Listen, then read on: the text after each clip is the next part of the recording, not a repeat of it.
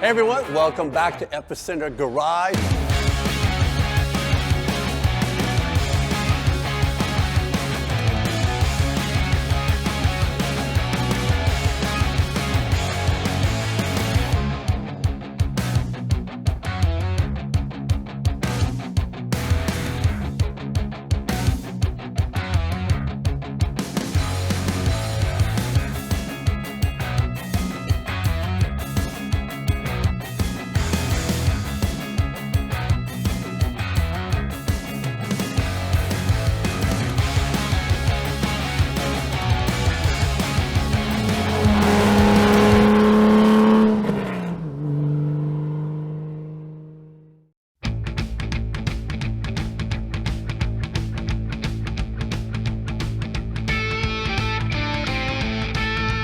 Before we start talking about this car, I want to say that on the last video on the M3 for my cousin, he still drives it and everything has been perfect so far. So my guess will be that the previous owner was going to put a turbocharger or supercharger in it. That's why he put a thicker gasket on it, but everything has been perfect so far. No complaints. They're happy. I'm happy. So back to this car. This is a 07 Mini Cooper S. That obviously the kids love the performance, high power, whatever. They put some crappy chips in it and this car caught on fire, as you can see right here.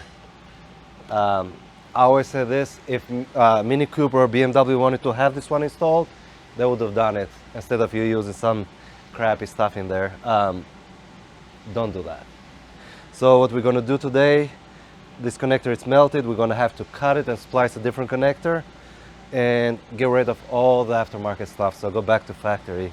I got to say thank you to Eurasian Bob. He had the connector in stock because usually salvage yards, they're not going to sell you this, but he did, so much appreciated, Bob, as always. So let's dive in. There is many aftermarket chips, or how they call them, like a piggyback. So it will give you more power, I guess. So this one just bypasses the main computer, like giving you a longer duration on the injection, fuel injection opening. I'm against it myself. I'll never install it for you. And I always say, don't do it, but hey. So this is the connector where it melted. You can see right here, here, and here. So this one probably got hot or shorted. I'm hoping the main computer is still okay, so we'll never know until we're gonna cut all this and then splice all this one.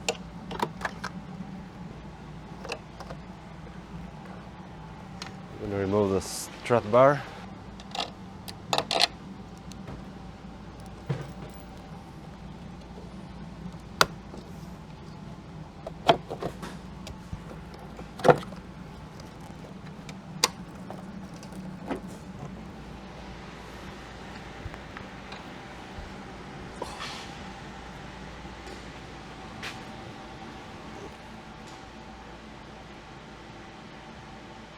Nah, I'm gonna put this one on my X5 or maybe Ferrari, see what happens. Nah.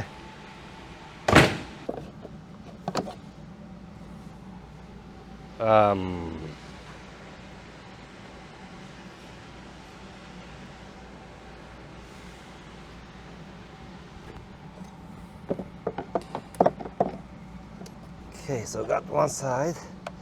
Now this is the fun part. So for you that never done this before, well, you think, okay, they're color coded, just chop them, put a new one in.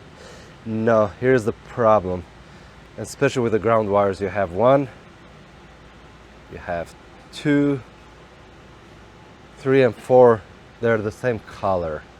So what you need to do, I would suggest you do them one at a time. Kind of take this one apart.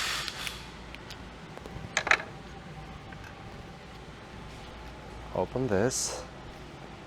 Well, first we got to make sure that they're the same, which they are. That's perfect.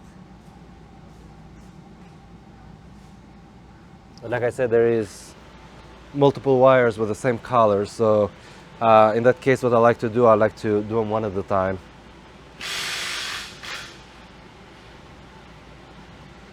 It's gonna take some time to do it, but just I got nothing but time, you know, and patience. So what you're gonna do,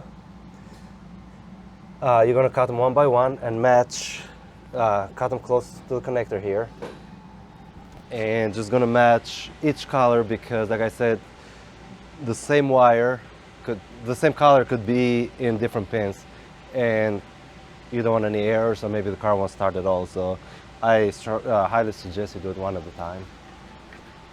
Okay, so we're gonna start with first one, which is yellow, and yellow here.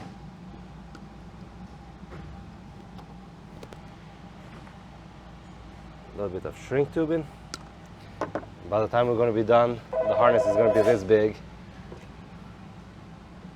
So usually what I do, I just take off about 1/4 inch to 1/2 inch of insulation. Same on this side. Then a little bit of shrink tubing. I love this one because this one, when you heat it up, it's got glue on the inside and it becomes weather resistance.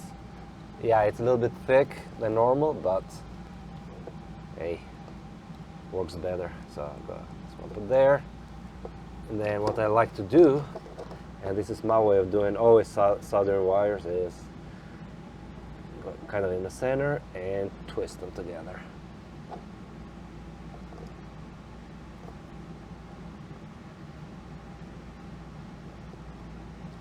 And this one will never break.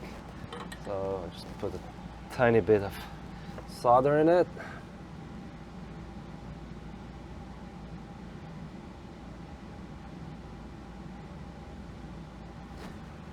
This solder has flux inside, and it's very thin, but it works unbelievable.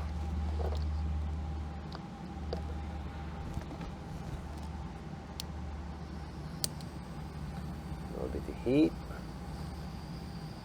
Not too close because you don't want to burn it.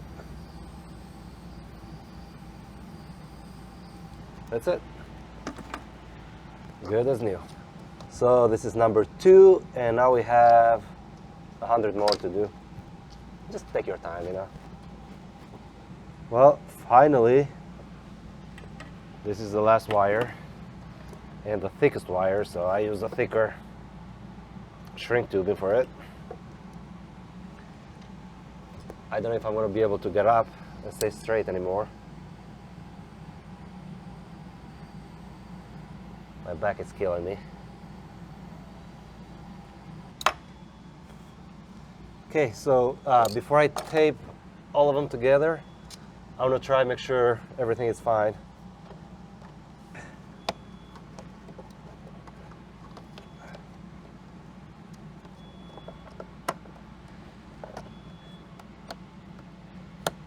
Okay.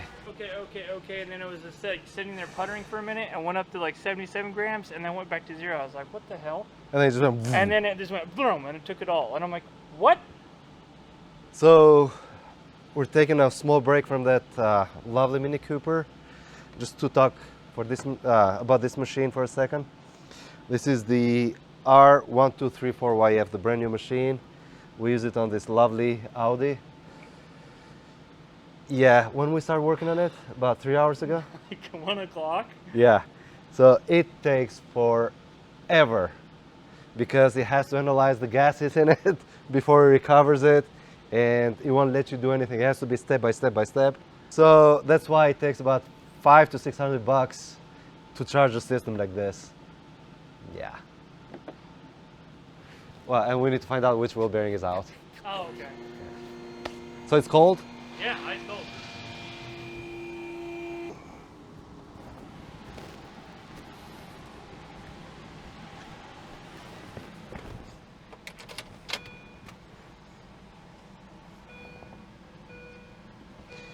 Something is not right. Maybe a fuse is blown or something because the check engine light is not lit up. Yep. So we're gonna check fuses first. Yeah. of course. Go away, fly. There's one.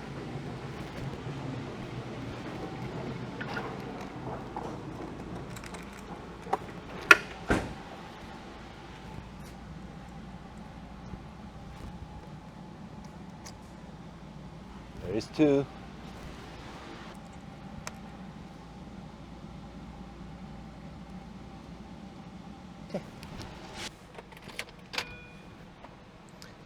Still have no check engine light. Okay, I'm gonna check this fuses right here. But the only fuse for this is for the fuel pump. So, another one.